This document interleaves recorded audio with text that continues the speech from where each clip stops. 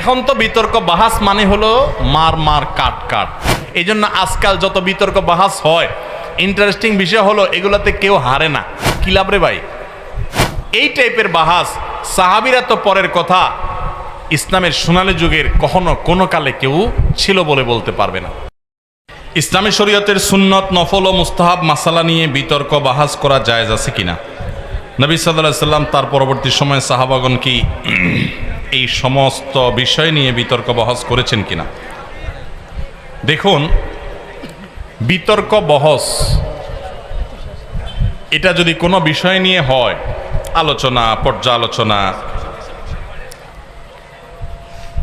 তাহলে সেটা যদি শরিয়ার নীতিমালা মেনে হয় সেটা জায়েজ আছে। সাহাবীদের ভিতরে বিভিন্ন বিষয় নিয়ে কথোপকথন হয়েছে, যুক্তিতর্ক পরস্পরের মধ্যে দেয়াদেয়ি হয়েছে, অনেক ঘটনা এরকম ঘটেছে।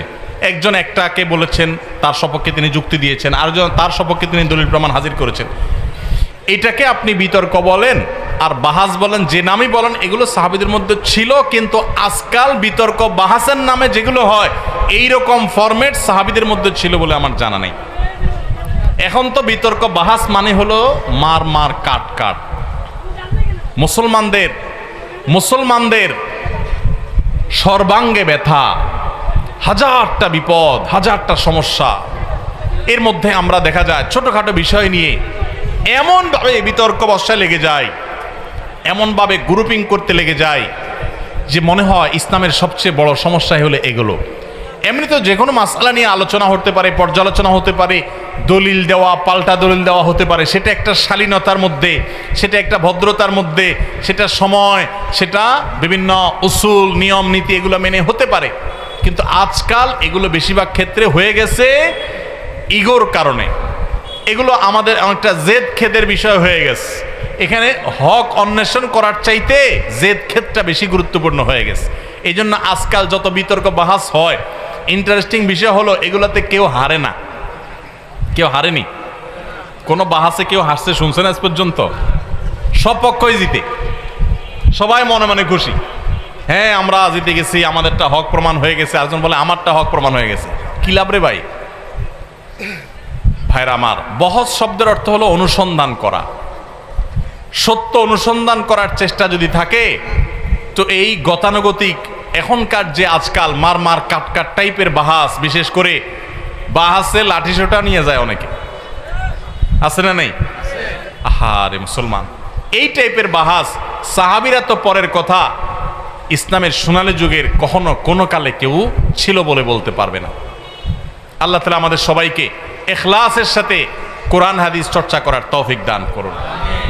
কেন করছি আমি? উদ্দেশ্য কি? আমার মধ্যে ইগোটাই কাজ করছে কিনা, জেদটাই কাজ করছে কিনা, খেদটাই কাজ করছে কিনা, এটা আমার অ্যাটিটিউড থেকে অনেক সময় প্রকাশ পাবে। ভাইরা আমার, বিশেষ করে সোশ্যাল মিডিয়ার উন্মুক্ত প্ল্যাটফর্মে যেখানে ইসলামের শত্রুরাও আছে, সেখানে তাদের কাছে হাসির পাত্র হওয়ার মতো অনেক কাজ আমরা করছি। এই হুজুরদের বাহাস বিতর্ক নিয়ে প্রশ্ন করছেন, সেটা তো অনেক পরের ব্যাপার। আপনারা অনেকে, অর্থাৎ অনেক সাধারণ ভাই বোন যারা আছেন, গতানুগতিক আলেম না, মাদ্রাসা পড়েন নাই, আপনারা অনেকে দেখা যায় মাশাআল্লাহ সকাল বিকাল ফেসবুকে আপনারা জিহাদ করেন, আছে না নেই?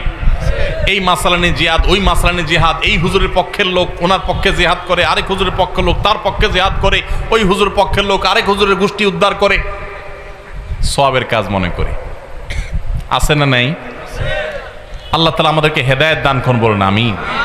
ভাইরা আমার, ডক্টর খন্দকার আব্দুল্লাহ জাহাঙ্গীর রহমতুল্লাহ আলাইহি একটা কথা বলতেন।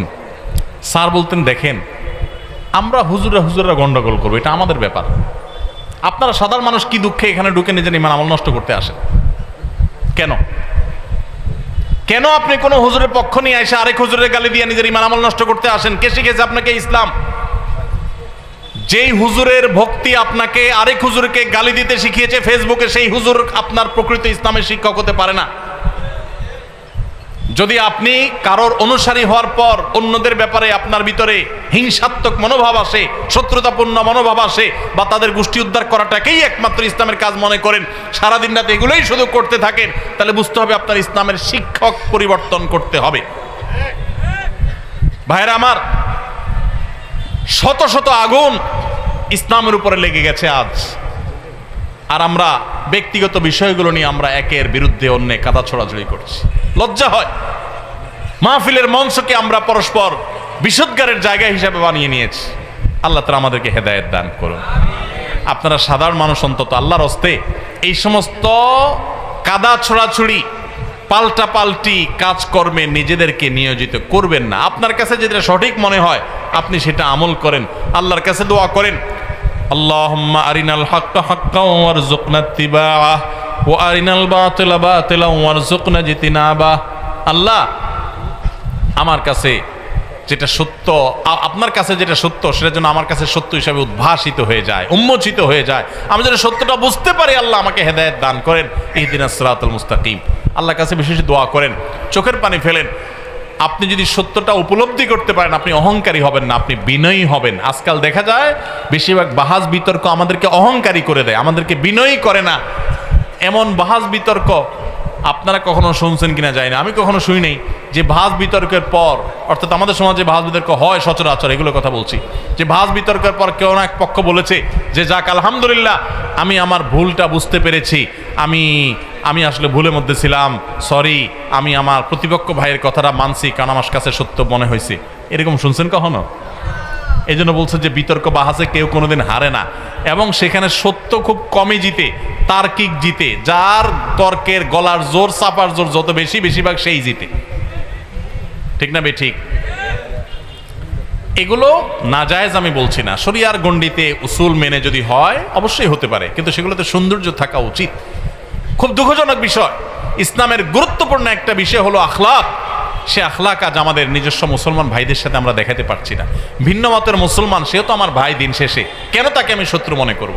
আল্লাহ আমাদের সবাইকে উদারপন্থী মুসলমান হওয়ার তৌফিক দান করুন, ধৈর্যশীল সহনশীল মুসলমান হওয়ার তৌফিক দান করুন, আখলাকওয়ালা মুসলমান হওয়ার তৌফিক দান করুন।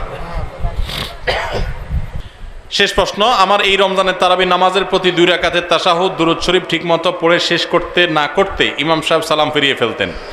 বেশিরভাগ সময় আমি দোয়া মাসুরা পড়তে পারি নাই, সালাম ফিরিয়ে ফেলেছি, এতে কি আমার তারাবির নামাজ আদায় হবে? নামাজ হয়ে গেছে ইনশাআল্লাহ, যদি আপনি দোয়া মাসুরা পড়তে পারেন নাই। কিন্তু ইমাম সাহেব যদি এত বেশি তাড়াহুড়া করে, ইমাম সাহেবের নামাজের পর একটু চা পানি খাওয়াইয়া বুঝাবেন, হুজুর আমি তো পারি না, একটু আস্তে পড়েন না। একটু চা পানি খাওয়ালে দেখবেন হুজুর ইনশাআল্লাহ আস্তে পড়া শুরু করে দিছে।